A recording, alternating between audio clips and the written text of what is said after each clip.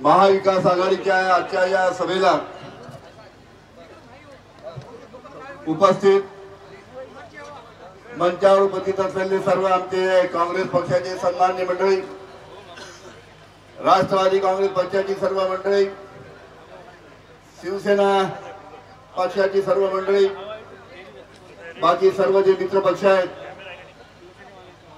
RPI, CPI, CPM, शेतकरी संघटना, या सर्व मित्र पक्षाची सर्व सन्मान्य मंडळी, आपले काँग्रेसचे आपल्या पंजा चिन्हावर आपले उभे असलेले आपले उमेदवार माननीय बळवंतराव आणि उपस्थित मोठ्या संख्येने उपस्थित असलेले सर्व बंधू आणि भगिनींनो, लोकसभेची अतिशय महत्वाची निवडणूक लागलेली आहे आणि या लोकसभेच्या निवडणुकीमध्ये आपल्याला कल्पना आहे, या ठिकाणी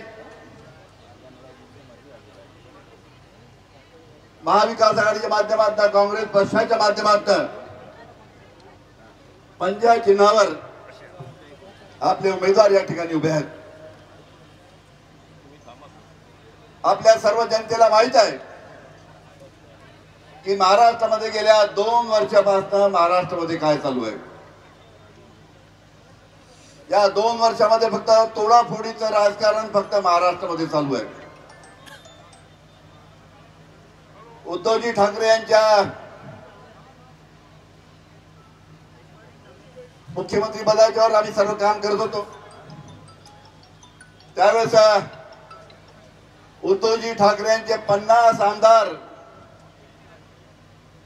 या भारतीय जनता पार्टीने एकनाथ शिंदेच्या माध्यमातून 50 आमदार फोडले. आणि 50 आमदार कसे फोडले? 50 खोके एकदम ओके. अरे एका आमदाराला 50 लाख, त्यांनी 50 कोटी 50 कोटी एका आमदाराला दिले. असे 2,500 कोटी खर्च करून 50 आमदार त्यांनी फोडले. एकनाथ शिंदेने मुख्यमंत्री केला आणि उद्धवजीचं ठाकरे सरकार त्यांनी पाडलं. पण हे 50 आमदार पडल्यानंतर गावोगाव ते 50 खोके एकदम ओके, लहान पोट्टे बोंबलत होते. आता निघून राहिले. आपलं सरकार बी ते पुरं काढून. पण हे 50 आमदार गेल्यानंतर त्यांच्या लक्षात आलं, हे झाले 50 आमदार गेले, आपले फार बदनामी झाली, अजून काहीतरी केलं पाहिजे. म्हणून त्यांनी आमच्या राष्ट्रवादी काँग्रेस पक्षाचे आमचे जे नेते होते, एक नाव सगळं माहिती आहे तुम्हाला, घ्यायची आवश्यकता नाही, प्रफुल्लभाई पटेल पासून तर अजित पवारांपर्यंत हे गेले. हे 50 खोके ज्यांना गेले, हे गेले काय ना, ईडी सीबीआय, हे ईडी सीबीआयच्या धाकानं केले. अशा पद्धतीने गेल्या 2 वर्षापासून हे तोडाफोडीचं राजकारण महाराष्ट्राची जनता उघड्या डोळ्यांनी पाहत आहे. काय महाराष्ट्रासमोर काही प्रश्न नाही? आज महागाईचा प्रश्न त्यांनी महाराष्ट्राच्या जनतेसमोर आहे. इथे आमच्या महिला भगिनी बसल्या आहेत. आता गॅसची किंमत कमी केली, इलेक्शन आहे म्हणून. इलेक्शन संपू द्या, परत गॅसची किंमत वाढते. पेट्रोल डिझेल कमी केलं, लोकसभा विधानसभा झाल्यानंतर पेट्रोल डिझेल मध्ये वाढ करणार. अशा पद्धतीने महागाईचा प्रश्न आहे, बेरोजगारीचा प्रश्न आहे. आज महाराष्ट्रामध्ये जे मोठे मोठे उद्योग येणार होते, ज्याच्या माध्यमातून आमच्या तरुणांच्या हाताला काम मिळणार होतं, ते उद्योग केले गुजरात मध्ये. तुम्हाला सांगतो, नागपूरमध्ये मिहान प्रकल्प आहे. त्या मिहान प्रकल्पामध्ये 1.5 लाख कोटीचा एक वेदांत फॉस्कॉन नावाचा उद्योग येणार होता. तो जर उद्योग मिहान मध्ये आला असता तर 1.5 लाख आपल्या विदर्भातील तरुणांच्या हाताला त्यांना काम मिळालं तर 1.5 लाख. तो उद्योगाच्या नागपूरच्या मिहानमध्ये याची तयारी त्यांनी चालू केली. पण दिल्लीहून फोन आला की वेदांत फॉस्कॉन नागपूर नाही, गुजरातला ना अहमदाबादला त्या निमित्तानं ना तो नागपूरचा 1.5 लाख कोटीचा प्रकल्प तो अहमदाबादला गेला. 1.5 लाख आपल्या युवकांना नोकऱ्या मिळाल्या, त्या पद्धतीनं नोकऱ्या मिळू शकल्या नाही. टाटा एअरबसचा प्रकल्प गेला. अशा पद्धतीने मोठे मोठे प्रकल्प गुजरातला गेले.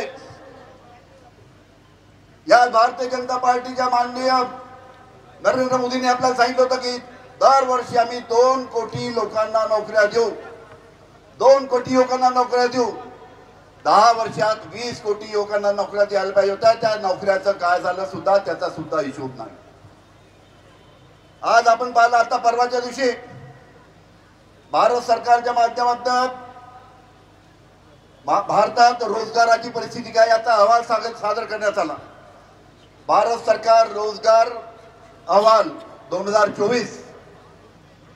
त्या अहवालामध्ये म्हटलं आहे की जेवढे युवक आहेत महाराष्ट्रामध्ये, भारतामध्ये आजच्या परिस्थितीमध्ये त्यातले 83% युवक आज बेरोजगार आहेत. 83% बेरोजगार आहेत. 2000 मध्ये जो आपला युवक 35% बेरोजगारीचा दर होता तो 65% त्या निमित्ताने गेलेला आहे. अशा पद्धतीने बेरोजगारीची परिस्थिती आहे. शेतकऱ्यांची परिस्थिती, आम्हाला सर्व शेतकरी आहेत. आज शेतकऱ्यांची परिस्थिती काय आहे? कापसाला काय भाव आहे आज?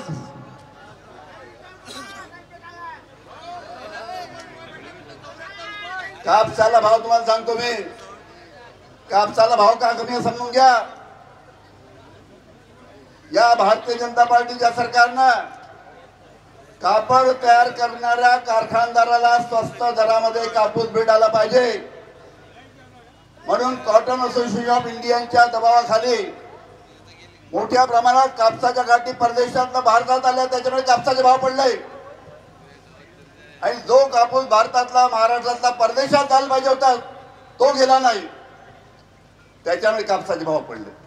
म्हणजे कापड तयार करणाऱ्या कारखानदाराला फायदा झाला पाहिजे, पण शेतकऱ्यांना कापसाचा भाव मिळाला नाही पाहिजे. अशा पद्धतीनं भारतीय जनता पार्टीची ही नीती आहे, लक्षात ठेवा. अरे आमचं सरकार असताना, महाविकास आघाडीचं सरकार असताना 12,000 रुपये, 12,500, 13,000, 13,500 रुपये प्रति क्विंटलचा भाव 2 वर्षापूर्वी दिला. आज काय भाव आहे? 6,000 मधल्या काळामध्ये आला तर थोडासा 6, 7.5, 7 पर्यंत आता भाव गेलेला आहे. पण ह्या कापसाच्या भावाकडे सरकार लक्ष द्यायला तयार नाही. सोयाबीनच्या भावाकडे सरकार लक्ष द्यायला तयार नाही.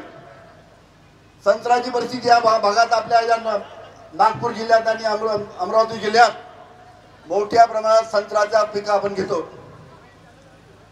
आपल्या या भागातील संत्र्याला बांगलादेशमध्ये मागणी आहे आणि जेवढा आपला संत्रा बांगलादेशमध्ये जाईल तेवढे संत्र्याला चांगले भाव मिळतात.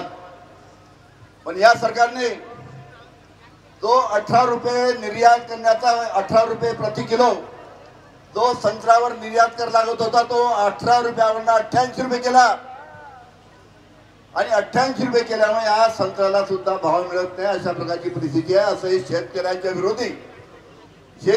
विरोधी हे सरकार आहे. आपण सर्वांनी समजून घेतलं पाहिजे. आणि म्हणून या निवडणुकीमध्ये लक्षात ठेवा, आपण सर्व शेतकरी वर्ग ही गोष्ट लक्षात ठेवा की हे सरकार शेतकऱ्यांच्या विरोधी आहे. त्याच्यामुळे या पद्धतीने हे सरकारला यावेळी धडा दाखवण्याची त्या निमित्तानं आवश्यकता आहे. काय झालं? भूमी पीक विम्याचा प्रश्न इथे उपस्थित केला. पीक विम्याची आज काय परिस्थिती आहे? पीक विमा मिळत नाही. आज आपल्याला माहिती आहे ज्या पद्धतीनं ईडी, सीबीआयचा धाक दाखवून आपल्या विरोधकांचा कशा पद्धतीनं त्रास द्यायचा, त्यांना अडचणी आणायचं, त्यांना जेलमध्ये टाकायचं, या पद्धतीनं ईडी आणि सीबीआय या यंत्रणेच्या माध्यमातून धाक दाखवण्याचं काम चालू आहे. काय झालं केजरीवालचं?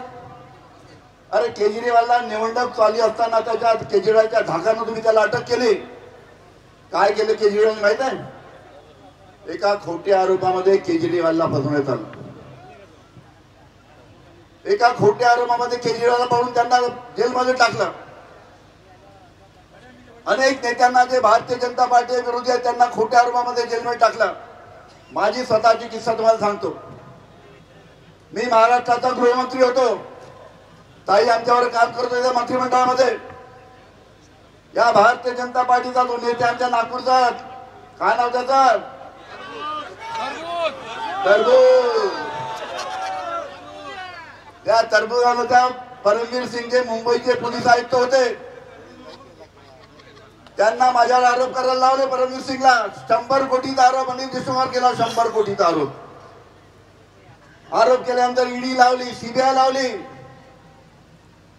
आणि ईडी सीबीआय लावून याच भारतीय जनता पार्टीच्या नेत्यांनी आपले लोक माझ्याकडे पाठवले.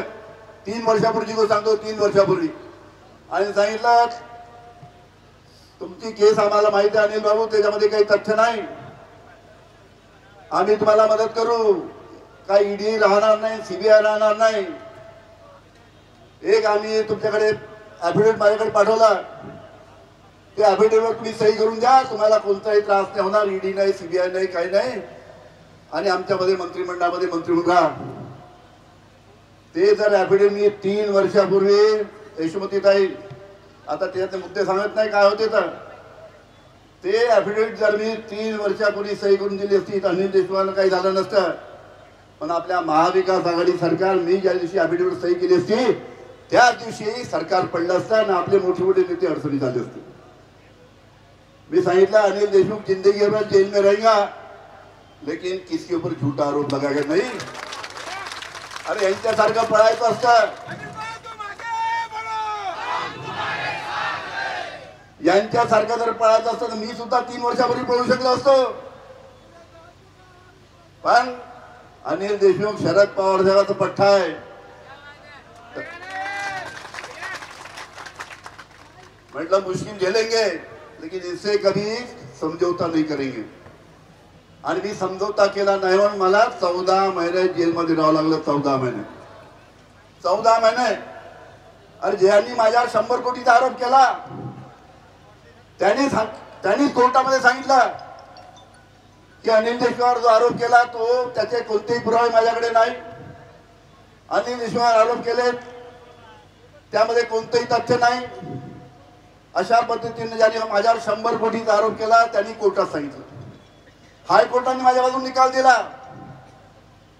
ऐकीव माहितीच्या आधारावर अनिल देशमुख यांच्यावर हा गुन्हा दाखल करण्यात आला आणि त्यांच्यावर जेलमध्ये ठेवण्यात आलेला आहे. सुप्रीम कोर्टाने माझ्या बाजून निकाल दिला, त्याच्यामुळे 14 महिन्यानंतर मी बाहेर आलो. अशा पद्धतीचं आपल्या राजकीय विरोधकांना या ईडी आणि सीबीआयचा त्यांनी धाक दाखवण्याचं काम चालू आहे, हे सुद्धा आपण लक्षात ठेवा. हे यांनाच नाही, आता त्यांनी नवीन चालू केलं, जे कारखानदार आहे, मोठे मोठे उद्योगपती आहे, त्यांच्या घरी ईडी पाठवायची, त्यांना अरेस्ट करायचं आणि त्यांना सांगायचं बोल हमारे पार्टी में कितना चंदा देता है. इकडे 50-60 कोटी गेले बीजेपी मध्ये की तो बेलवर बाहेर, त्याच्या कोर्टामध्ये काही क्लीन चिट त्याला मिळणार. अशा पद्धतीने या सरकारचं काम चालू आहे. या सर्व गोष्टी बंधू आणि भगिनी आपण समजून घ्या. त्याच्यामुळे आजच्या या कार्यक्रमाच्या निमित्त मी आपल्याला एवढं सांगतो की आमचे बळवंतराव आमदार आमच्यावर काम करतात. एक सज्जन माणूस, ज्या भागातून त्याला निवडून दिलं बळवंतरावला, त्या भागातले जे प्रश्न आहेत ते प्रश्न विधानसभेमध्ये कसे मांडायचे, त्या प्रश्नाला न्याय कसा मिळवून द्यायचा, याच्यासाठी सातत्यानं विधानसभेमध्ये काम करणारा आपल्याला हा सज्जन माणूस, आपल्याला आपला हा उमेदवार आहे. आणि दुसऱ्या ज्या उमेदवार आहे त्याच्याबद्दल तुमच्यापेक्षा मला जास्त माहिती आहे, कारण की 2014च्या निवडणुकीमध्ये आमच्या पक्षातर्फे त्यांना आम्ही उभं केलं होतं. 2019 मध्ये आमच्या सर्व पक्षाच्या माध्यमातून त्यांना पाठिंबा दिला होता. आणि मीच प्रचार करायला नाही, अर्ज भरायला होतो आणि 15 दिवस इथंच होतो. माझ्यावर जबाबदारी होती सगळी निवडणुकीची, त्याच्यामुळे मला सगळं माहिती आहे. ते काय बोलायला लावू नका आता मला. त्याच्यामुळे आपले उमेदवार अतिशय चांगले आहे, सज्जन आहे, आणि त्यांना आपण आपलं जे चिन्ह आहे महाविकास आघाडीचं काँग्रेस पक्षाचं जे पंजा, त्या पंजा चिन्हावर आपण त्यांना निवडून द्यावं अशा प्रकारची आग्रहाची विनंती त्या ठिकाणी करतो. आणि एकच सांगतो तुम्हाला, 6 महिन्यानं विधानसभेची निवडणूक आहे. त्या निवडणुकीमध्ये सुद्धा काँग्रेस पक्ष, राष्ट्रवादी काँग्रेस पक्ष आणि शिवसेना एकत्र राहून विधानसभेची निवडणूक लढणार आहे. आणि तुम्ही लक्षात ठेवा, 2024 ही आपली विधानसभेची निवडणूक सुद्धा पुढचं सरकार महाराष्ट्रामध्ये येणार आहे ते महाविकास आघाडीचं सरकार आल्याशिवाय राहणार नाही, अशा प्रकारची परिस्थिती आहे. कारण शेतकरी वर्ग कंटाळलाय. तुम्ही तुमच्या गावामध्ये सुद्धा भारतीय जनता पार्टीचे काही शेतकरी त्यांना सांगा एका या भारतीय जनता पार्टीमुळे आपले असे वाक्य होऊन राहिले आणि तू कुठं त्याच्या नादात लागतं. गावात तुम्ही सांगा की हे शेतकरी विरोधी सरकार आहे आणि अशा पद्धतीनं आपल्या या उमेदवारांना आपण बहुमताने निवडून द्यावं, अशा प्रकारची आपल्याला विनंती करतो. आपल्या सर्वांचा आभार मानतो आणि माझे 2 शब्द सुमितो. धन्यवाद.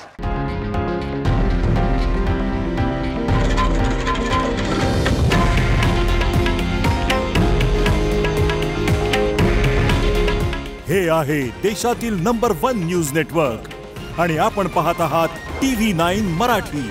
काळजी तुमची, हित महाराष्ट्राचं.